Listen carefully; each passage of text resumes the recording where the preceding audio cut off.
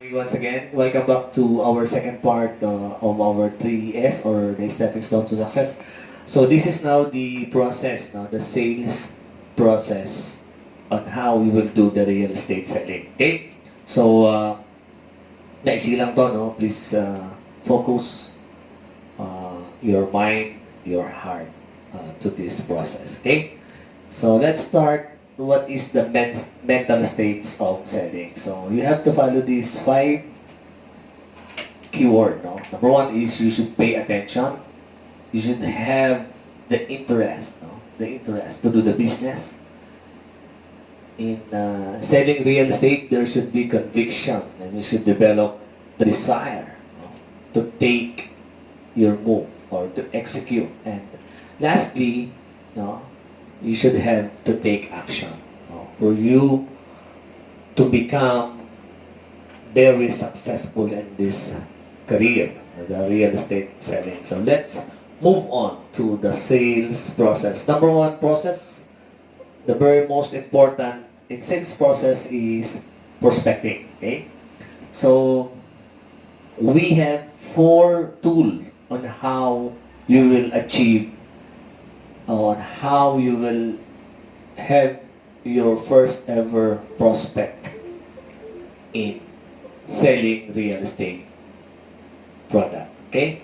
So number one, it has an acronym of SEEK. No? SEEK. Number one is social media. So right now, this is the very important tool that we'll be using to reach out, no, different types of prospect. No? We'll be using now the Facebook, the any form of multimedia. No? What are the example? Facebook, Twitter. So if you know some much advanced, the blogging. No? If you know how to advertise the product through blog or to recruit person, to recruit clients, to recruit agent. So you get to use the very effective way. I think for me is blogging. No? It's one of the best in terms of advertising also. Okay, so that is social media. So we'll be using from now and then the Facebook and or some online services. Okay, so number 2 tool for prospecting is the engagement. Okay, you have to engage with your old and new client. What I mean with old and new client, person who, those persons that you knew in the past. No, you have to recall it, put down in your list down into your notebook, and try to engage with that. So that is what you call engagement. Of course, you try to list down your present people, friends, no? Or whoever in the community. You list it down. Of course, another form of engagement is you should engage yourself in different activities like birthday party, anniversary, you know. So there's a lot of prospect there. But right now, you cannot do that because we have this scenario, no? We have this ECQ. No? All of us is what? All of us right now is in our respective family, our respective houses. So what we're gonna do right now is we will have this prospecting through social media. So what else? Now another tool is enterprises, or what we call it real estate corporate account. So if you are working in a certain company, then some of your colleagues, some of the executives in your own company would like to um, invest in real estate. So we will have this what you call company or corporate proposal. No? We will send your company a corporate proposal, then there you will you will what you will have this so many prospects and clients, clients and agents. So this tool is much what they call this. It's not easy, no, on banking on these enterprises, no, because there's a lot thing that we should do. We'll have the corporate proposal, we have to present our project, and of course, we got to have our letter, of course, be approved by the Human Resource Department. Unless otherwise, we cannot proceed to our uh, prospecting, which is the enterprises. And then lastly, the most common, no, the most common from among the three tool in prospecting is what we call the KKK. So it stands for all the K's that you know, no? Kaibigan, kapamilya, kapuso, uh, kapitbahay, ka-Facebook, ka-chat, everything that start with letter K, that what's in your mind, all of that is considered to be our prospect. But one of the best K, no? You should, I think, start with your own backyard. No? Sa loob muna kayo ng tahanan. No? Kung gusto mo mag-prospect, doon muna sa loob ng tahanan. Lalo na ngayon, you have to announce to the family that you are now a legit member of the real estate business, or you are now a legit member of RCD Realty Marketing Corporation, which has a business on real estate. Okay? So magsimula kayo doon muna sa tahanan. Kasi malay nyo, meron kayong mga kapatid o kaibigan ng kapatid mo na gustong bumili, so doon muna. So try to get in touch very particularly with your parents, your tito-titas, basta nasa family. Now, start with your own backyard before kayo lumabas. Now, before doon sa kapitbahay, doon sa iyong kaibigan. So, start with your own kapamilya. So, I would like to reiterate that the most important among the sales process is this number one process, the prospecting. So, kailangan po ma-master niyo yung prospecting. And otherwise, we cannot proceed to the second process, to the third process. So, kailangan ma-master nyo itong sales process number one, which is prospecting. Okay?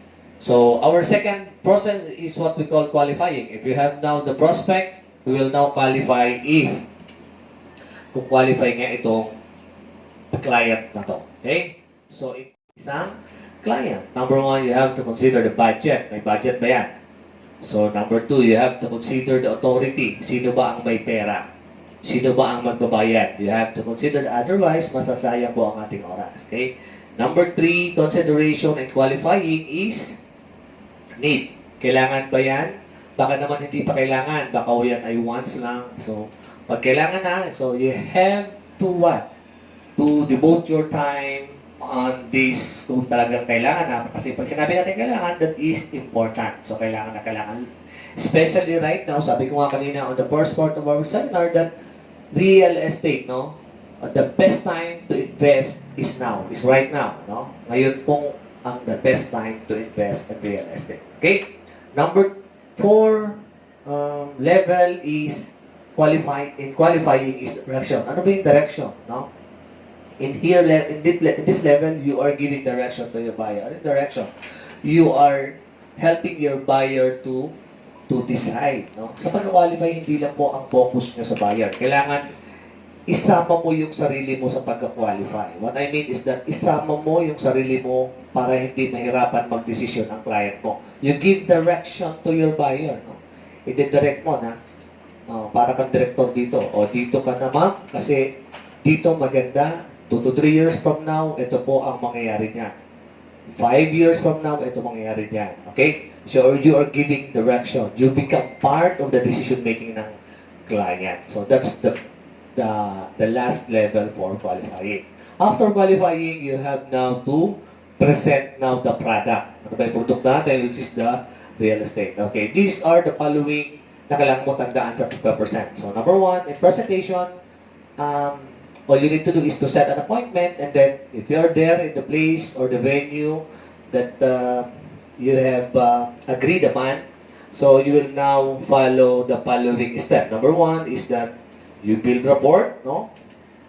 In presentation, you should now be influencing the client. You have to win the trust of the client so that it will become easy for you to sell. Number 2 is to Sell now the benefits. What are the benefits of your project? Ano ba yung makukuha mo sa produkto na to? Ano ba yung advantages sa offer mo na house and lot? Number 3 is, in presentation, you don't talk too fast or too slow. Now, the very important in presentation is, yung what we call effective way of communication. Dapat lahat ng sinasabi mo, tiyakin mo na maintindihan ito ng kliyente mo. Number 4 in presentation is should be focused. Once we say focus, you are loyal to the product. No? Pagka RCD, ang bitbit mo, RCD lang. Dapat wala kang bitbit dyan na ibang produkto. Dapat wala ka dyan bitbit na global. Wala kang bitbit dyan na ibon. Lalong-lalo na wala kang bitbit dyan na prontro. Saka wala kang bitbit dyan na opt-in. No? Dapat hindi ka nagbibitbit na kung ano-ano produkto. Kung gusto mo mag-ibon, ibon lang. Kung gusto mo mag-opt-in, opt-in lang. Huwag mo bitbitin nyo. You should be focused on one thing. No? Alam niyo, no? Most very successful people, no? Focuses only on one thing and then they execute. Dito po, para maging successful ang presentation mo, focus on RCD. No? Wala nang iba. Okay? Then, in presentation, you should attend also the product knowledge. Dapat may alam ka kung ano yung produkto mo. Dapat napuntahan mo na yan, ano ba specification yan, ano ba yung advantages, disadvantages, no? Saan ba ang location niya, no? Very important po sa atin yung location, very important yung transportation, very important yung communication. So all of that is product knowledge, no? Okay, so another thing is that in presentation, less is more. Ibig sabihin yan, you should be briefly discuss the project, no? Huwag ka nang masyadong marami pang palabok, no? Marami kang explanation, no? It will what, no? It will derail, no, your client. Malilito lang siya. Kaya dapat your presentation should be very brief and concise. And lastly, the very important in presentation, the very important in an appointment with a client is what? You dress simply and professionally. Oh. Dito po makikita po kung ikaw ay katiwala, no? Sa pagsuot mo ng damit. Kailangan pagka magkakaroon ka ng appointment, you should present yourself well, no? Sa gabi, kailangan matulog ka ng maaga. Dapat naka-prepare ka na. The maps, the computation, you should bring with you the calculator, your pen, your notebook, everything should be ready gabi pa lang. Para pagdating mo ng appointment, wala ka ng problema, no? The inventory, the updates, all of that should be ready. Okay? So that your presentation will be so successful. After presentation, you have now to treat, no? Kailangan mo nang i-tripping ang inyong client, no? Sa pag-tripping, tatlo lang po ang tatandaan mo. Number 1 is that, do not conduct tripping unless you have presented it. Pag nag-tripping, dapat tripping lang. Huwag mong haluan ng presentation. Sa tripping po, sinasabi mo yung mga dadaanan mo, no? From the point of departure or from sa office hanggang doon sa arrival nyo, which is sa subdivision. Dapat you'll be explaining to the client all the establishment, no? The way of transportation. Lahat ng establishment. Pag sinabi kong establishment, the markets, the hospitals, schools, everything, no? That will serve as an advantage as for the client. Okay? Number 2 is that you have to treat you just remember that tripping is just a confirmation of what you have discussed. Ibig sabihin, sa tripping, we considered that our transaction is halfway close. No? Ibig sabihin, pagdating doon, sa tripping area, sasabihin mo na lang, o pinapakita mo, o ito yung tinatawag natin doon sa mental state of selling na conviction. No? Pinapakita mo na lang sa client na, ma'am, sir, ito yung napag-usapan natin kahapon. Dito po itatayo ang iyong dream house o kaya ito ma'am ang iyong dream house. Okay? Lastly, you should remember that in order for you to have conviction, no? this is the last thing you should be taking into account is that you should treat yourself first. You got to know very well the project. Otherwise, you will be what? You will keep on asking your upline, so your buyer will get to be irritated.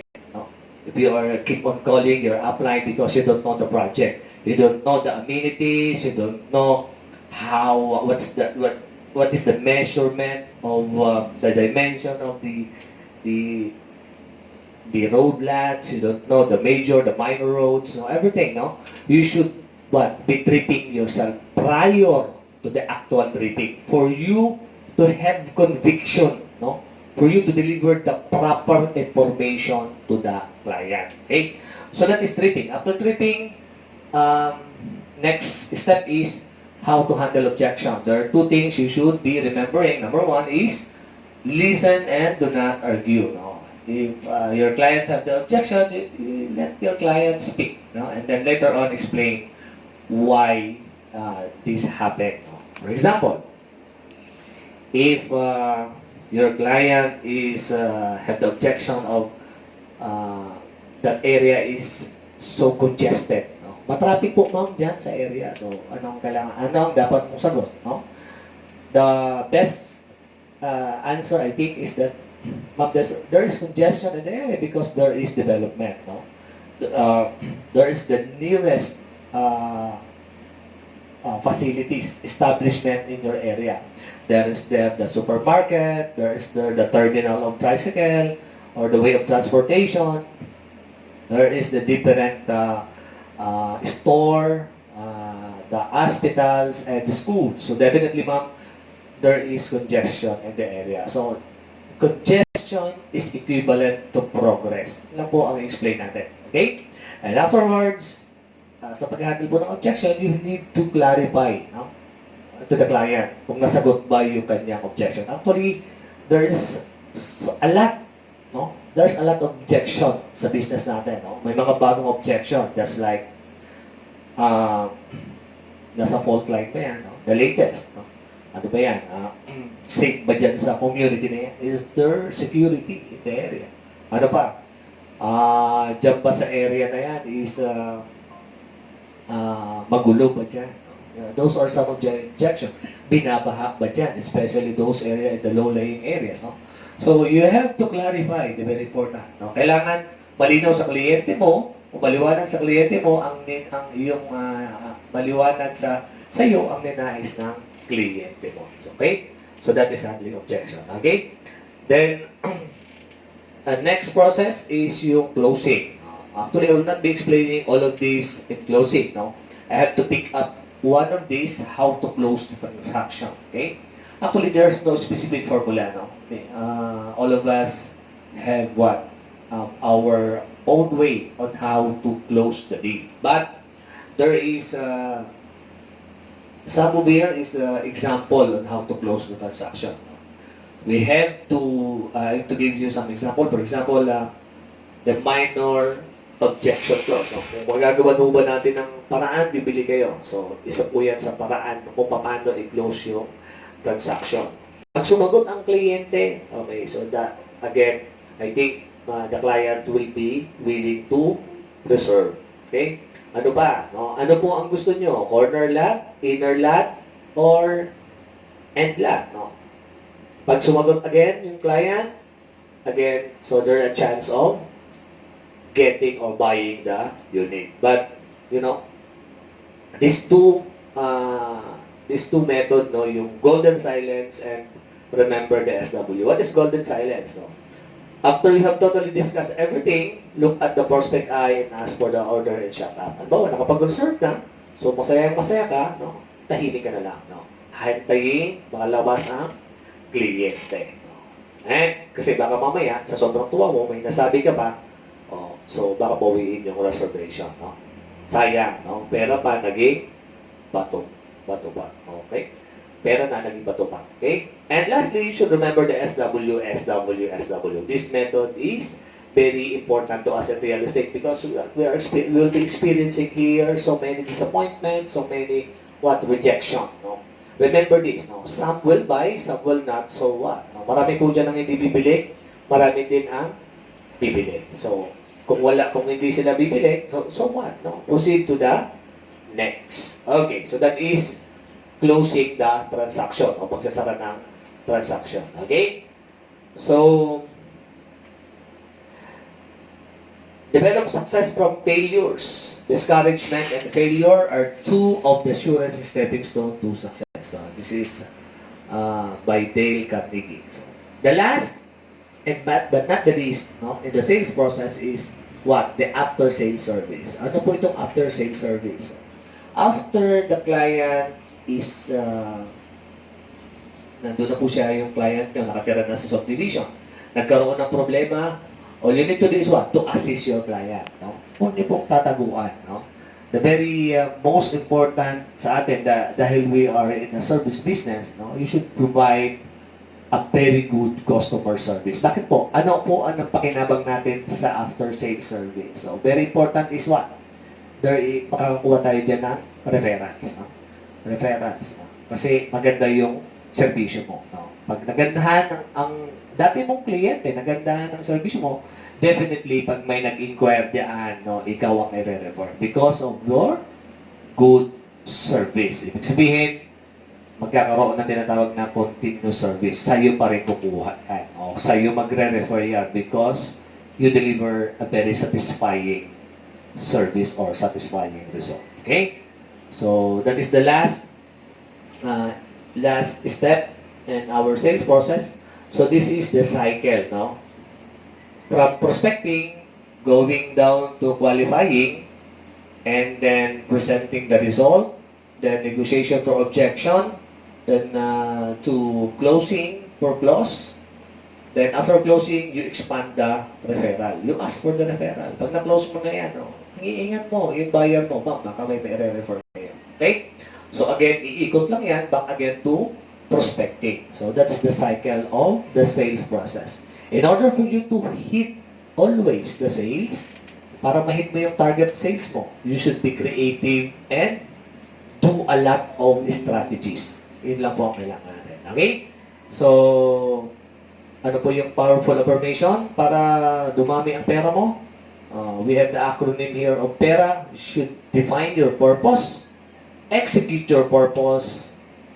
Letter R is you should ready, no? Ready to execute, and A, attract pera. Attract mo pera. Okay. So, sabi dito, it is not how much money you make, but how much money you save. So, kung meron kang savings, makakasurvive ka. Okay? The way you spend your money and the way you spend your time is the way you live your life. Paano mo gastusin ang pera mo at paano mo gamitin ang oras mo. Doon daw nakikita yung pamamaraan mo paano ka mamuhay. Okay? Okay, so that ends our sales process. Pero ano ho ba ang gagawin nyo? No? Ano ho ba yun? These are reminder to you. Ano ba yung gagawin? What should you do? Number one is, you should fill up the registration form. Okay? Or what we call the biodata. Then, you should attend the 3S at kailangan naintindihan mo. Then, ano ba yung 3S? Ito pong dinidiscuss natin. This is the 3S. Then, you attend the product knowledge. Later on, pag wala na po tayong kinakaharap na problema ng ating bansa, you should be attending the site orientation. You should know some technical terms in real estate. We will be conducting through virtual seminar, yung technical seminar. And you should have a regular meeting with your upline. Paano ba? Pwede siya through Facebook, no? Especially ngayon, nasa kanya-kanya tayo bahay. You can have met your upline. Sino po yung nag-refer sa inyo? And create your own brand in RCD. Ano ba yung gusto mong tawagin ka namin dito sa company na to? Okay? And always keep on improving yourself. Okay? What is the secret of success? The secret is you have to have a right decision. And to have a right decision, you should have the experience. And for you to get the experience, sometimes you should, what? kailangan mo maranasan din yung tinatawag nating wrong decision. Di ba? Minsan, pag mali ang decision mo, nakakakuha ka ng experience. From there, maaari mo nang itama yung magiging decision mo. Itama mo, no? Sabi nga dito, hindi naman importante nag-fail ka. What is important, no? Bumangon ka o you take another way of challenging your failure. Okay? So, there is, instant noodle, instant milk, instant coffee, but there is no instant success. Every success story always started with a dream. So, kailangan mangarap ka, no? And some of the few tips, no? Para po magbago ang buhay mo, ito po lang ang iiwanan naming word sa inyo. The change should start from within. Lalo na ngayon, we are experiencing this pandemic, no? Paano ka pagbabago to cope up with what we call the new normal? Kailangan sa iyo magsimula ang pagbabago, no? Sabi nga dito, you can change what's going on around you until you start changing what's going on within you, no? Kung hindi ka magbabago o hindi ka mag-a-adapt sa change, mapag-iiwanan ka. So you have to cope up with the change, with what is going on with your environment or what's going on with in the community and sa pang malawakan mo sa buong bansa o sa buong mundo. Okay? You should what? You should change your mindset. No? Ano ba yung gagawin mo para change yung mindset mo? Mindset is, you should what? This context you live your life by, you must own everything 100%. Okay? And you must be willing to outwork everyone. So, kailangan dito, you are very competitive. Number one, you must own everything. Ang ibig lang sabihin nito, you should do everything with excellence. Huh? And number three, you must be willing to fail and develop your wings. So, pagka ikaw ay nag-fail, no? Sabi nga, develop again. No? Stand up and continue. No? Do not stop there. No? Stopping is equivalent to quitting. No? Hindi mo na pinagpatuloy. So that should be your mindset. And a few tips is that, in order for you to become positive, stay away from negative people. Stop watching or reading negative news. No? Iwasan mo na yung mga Korean novela na yan. No? Walang maidudulot na maganda yan. And sabi dito, the bigger the dream, the bigger the opposition. You know? Pagka may pangarap ka, it always require sacrifice. Ano ba yung i-give up mo? Okay? So, hindi naman mo pwedeng bitbitin lahat. So, that's the balance of life. Gusto mo tong bagay na to, iwan mo tong bagay na to. It should be taken one at a time for you to become successful. Okay? And, ito po yung mga sikat na tao, Howard Skoll. No? Alam niyo ba na Howard Skoll was torn down by the bank 242 times. No? 242 times siya na tinanggihan ng bank. No? But, he didn't give up. No? Howard Skoll. Kung nag-give up siya, wala sana tayo Starbucks, Walt Disney. Binasura yung kanyang theme park. No? 302 times. No? Kung nawala ng loob si Mr. Walt, wala sana tayo Disneyland. Thomas Edison, no? Thomas Edison threw his hand 10,000 times. Kung nag-give up siya, wala sana tayong light bulb. Ano po sabi ni Thomas Edison? I did not fail. I made a 10,000 successful experiment to produce or to invent the light bulb. Okay? So, Colonel Sanders. Do you know Colonel Sanders? Sabi niya, it's never too late to follow your almost forgotten dreams. He was rejected after retiring, no? As military. Nag-retire siya as military, he was rejected 1,009 times. No? May ika-1,010, yung niluto niyong manok, some of the investors say, Colonel, your chicken is good. So the rest is history why meron siyang tinatawag ngayong KFC. Okay?